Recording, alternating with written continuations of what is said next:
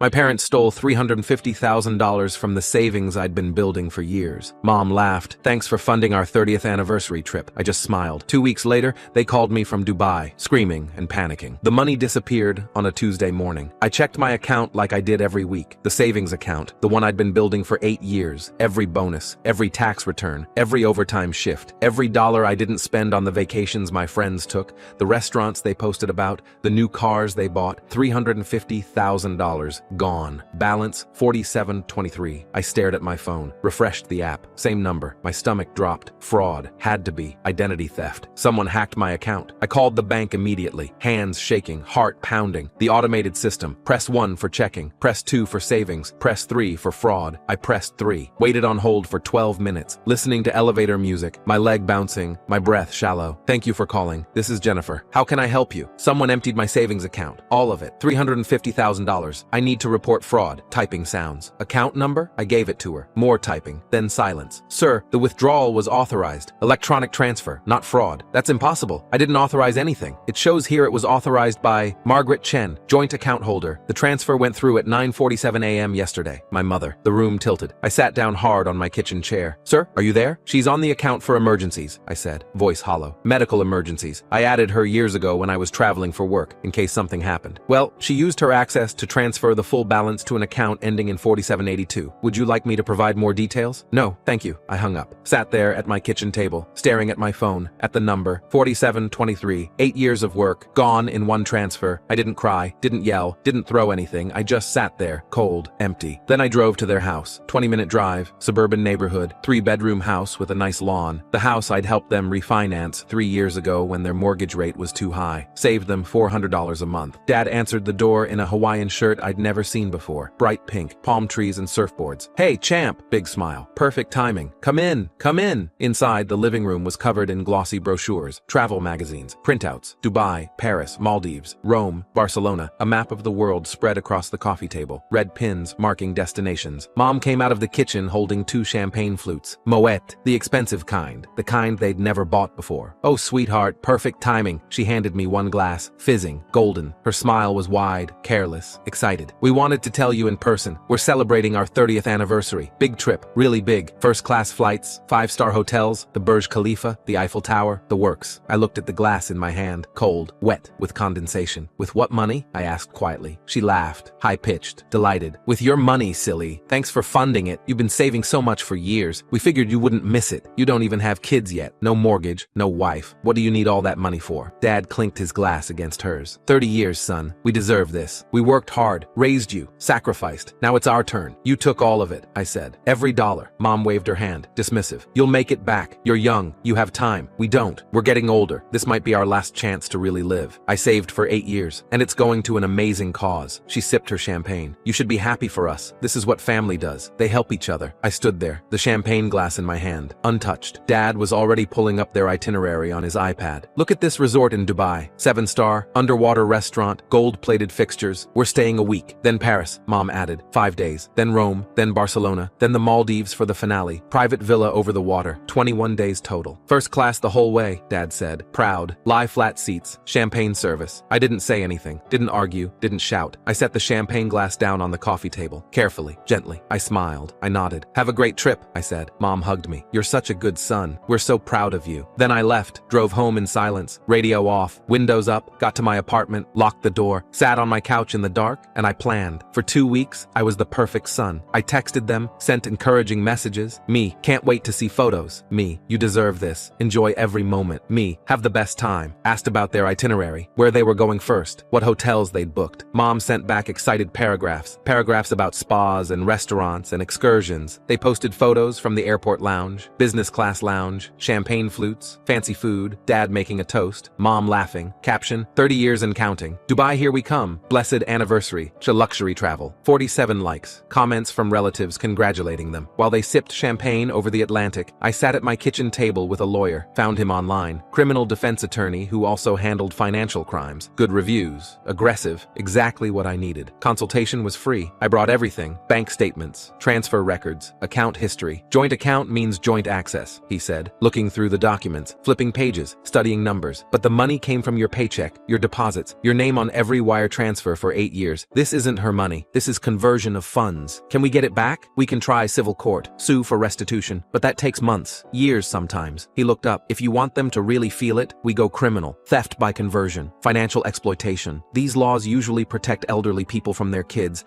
but they apply both ways. You're the victim here. What would that do? Criminal complaint, police investigation, warrant. If convicted, it's a felony. They'd face jail time, and we can request an immediate asset freeze. Freeze their accounts, freeze their credit cards, stop them from spending another dollar of your money. I stared at the documents spread across the table. 8 years of bank statements, 8 years of deposits, proof of every dollar. Do it, I said. You're sure? This will destroy your relationship with them. They already destroyed it. He nodded. I'll file today. He filed that afternoon. Criminal complaint with the district attorney. Request for emergency asset freeze. Evidence package 3 inches thick. The DA's office moved fast. Assigned a detective. Reviewed the evidence. Issued the freeze. 3 days later, my parents tried to check into their 5-star resort in Dubai, the Burj Al Arab, 7-star hotel, $2,000 a night. Their credit cards declined. All 4 of them. Visa, MasterCard, American Express. All declined. They tried to call their bank. International calling. Waited on hold for an hour. Bank representative told them there was a legal hold. Criminal investigation. U.S. jurisdiction. All accounts frozen pending resolution. Their faces must have been perfect. That's when my phone rang. Mom's number. The one I hadn't blocked. The one I wanted to hear from. I answered. Put her on speaker. Set the phone on my kitchen counter. Her voice was shrill, cracking, hysterical. What did you do? I could hear Dad in the background, shouting. Let me talk to him. Give me the phone. I filed a police report, I said. Voice calm, flat, emotionless. Theft, $350,000. You took money that wasn't yours. Money I earned. Money I saved. The district attorney agreed to prosecute. We're your parents. You can't do this to us. You stole from me. You laughed about it. You said I'd make it back because I'm young. She started crying, sobbing. We're stranded. We're at the hotel and they won't let us check in. Our cards don't work. We can't get a different hotel. We can't even buy food. You have to drop the charges. Please! I let the silence stretch. I could hear Dad yelling at someone in Arabic. Hotel staff, probably. Trying to explain. Trying to negotiate. I imagined them in that 7-star lobby. Marble floors. Gold fixtures. Designer luggage at their feet. Everyone in expensive clothes. Everyone staring at the American couple causing a scene. I'm not dropping anything, I said. Please, we'll pay you back. We'll give you everything. Just call them. Call the police. Tell them it was a mistake. It wasn't a mistake. You knew exactly what you were doing. We're your parents. Her voice broke completely. We raised you. We sacrificed for you. And this is how you repay us? By leaving us stranded in a foreign country? I thought about 8 years. Every late night at the office. Every overtime shift. Every promotion I worked for. Every bonus I saved instead of spending. Every time my friends invited me on trips and I said no because I was saving. Every time I bought generic instead of name brand. Every dinner I cooked instead of ordering out. Every sacrifice I made. For a future. For security. For peace of mind. And they took it. Laughed about it. Told me I'd make it back. Yeah, I said. I am. You're really going to do this to us? Dad's voice now. He'd grabbed the phone. Over money? You're going to send your own parents to jail over money? You stole from me.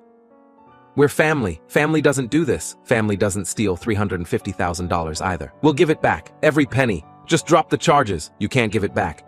You already spent it. First-class flights, hotel deposits, 5-star resorts. It's gone. Silence. He knew I was right. We'll sell the house, he said. Desperate now. We'll sell everything. We'll pay you back. I promise. Just please, drop the charges. You had the chance to ask me, to talk to me. Instead, you stole it and mocked me for saving it. We made a mistake. No, you made a choice. I hung up, sat there for a moment. Phone on the counter, silent. Then I blocked both their numbers. Called the lawyer. They called, I said, begging me to drop charges. What did you say? No. Good. The DA wants to proceed. They're building a case. Your parents will be arrested when they land back in the US. What if they don't come back? Then there's a warrant. Interpol gets involved. It gets much worse for them. They'll come back. Good. I hung up, sat in my apartment, quiet, empty. My phone buzzed. Texts coming through from relatives. Aunt Linda. Your parents are stranded. Help them. Uncle Bob.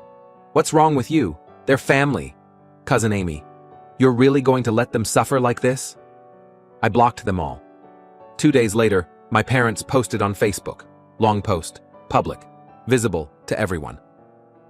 We're devastated to share that due to a terrible misunderstanding with our son, we've been left stranded in Dubai with no access to our accounts. We're trying to get home but can't afford flights. If anyone can help, please message us. We're desperate. Comments flooded in. Relatives offering sympathy. Friends shocked. Then someone commented, "What happened with your son?" Mom replied, "We borrowed some money from his savings for our anniversary trip. He overreacted and filed criminal charges. We're working to resolve it." I screenshot it, sent it to my lawyer. "Evidence of admission," he said. "She just confessed publicly. This helps us." The post stayed up for 6 hours, then disappeared, deleted, but I had the screenshot. 3 days later, they flew home. Coach. Cheapest tickets they could find. Borrowed money from Uncle Bob. Landed at SFO. Went through customs. Police were waiting. Arrested. Handcuffed. Read their rights. Booked. Fingerprinted. Mugshots taken. Bail set at $50,000 each. They couldn't pay it. Spent 2 nights in county jail. Uncle Bob bailed them out. Mortgaged his own house to do it. They went home to find their bank account still frozen. Credit cards still frozen. No access to any money. The trial took 4 months. They hired a public defender. Couldn't afford a private lawyer. I showed up to every hearing. Sat in the back. Watched. They never looked at me. The evidence was overwhelming. Bank records. Transfer history. My testimony. Their Facebook confession screenshot. The defense tried to argue it was a family loan, an understanding. The prosecutor showed that there was no agreement, no discussion, no permission, just theft. The jury deliberated for 2 hours. Guilty, both counts. Theft by conversion, financial exploitation, sentencing, 2 years probation, $350,000 restitution plus interest, community service, permanent criminal records. If they missed one payment, they'd go to prison. After the verdict, they tried to approach me in the hallway. Security stopped them. Mom was crying. "Please, we're sorry. We'll pay you back. Just talk to us." I looked at her, at Dad, at their faces. "You should have asked," I said. Then I walked away. The restitution payments started the next month. $2,500 a month for 12 years. They sold their house, downsized to a 1-bedroom apartment, sold their cars, took the bus. Every month, $2,500 direct deposited into my account. I never spoke to them again.